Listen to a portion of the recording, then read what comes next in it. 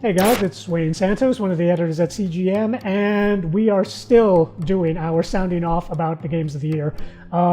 This particular one, I'm going to be speaking on behalf of our editor-in-chief, Brendan Frye, and one of his games, which is actually, I think, a big surprise to most people this year, Wolfenstein, The New Order. Now, this was one everybody was kind of skeptical about, and like even I was skeptical about it when I looked at it at E3.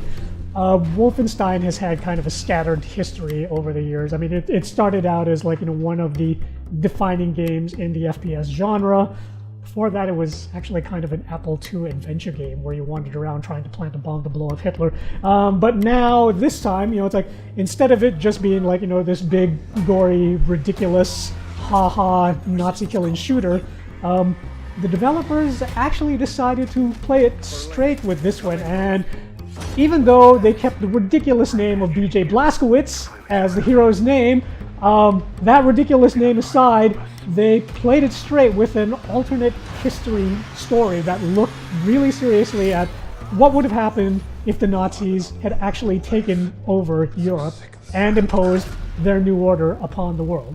And B.J. Blazkowicz, thanks to the miracle of being trapped in a coma for several years, sort of is there at the defeat of the Allies, only to jump into action many years later to see what the Nazis have done with the world in the meantime. And it's really, really interesting. I mean, I like the fact that not only do they, show a world that's ruled by Nazis, but there's actually a certain moral ambiguity to it. I mean, it's like they don't just say Nazis bad, Nazis bad, Nazis bad, we have to kill them.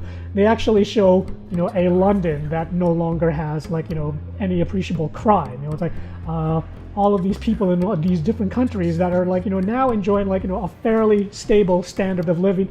I guess basically what I'm trying to say is, in essence, they treated the Nazi New Order pretty much like what happened with Rome, where they wandered into barbarian countries and then they brought things like roads, water, education, all of these things that these countries didn't necessarily have, which they were now benefiting from thanks to their conquest benefactors. Now they do the same thing here, even going so far as just an amazing, crazy fight on the moon.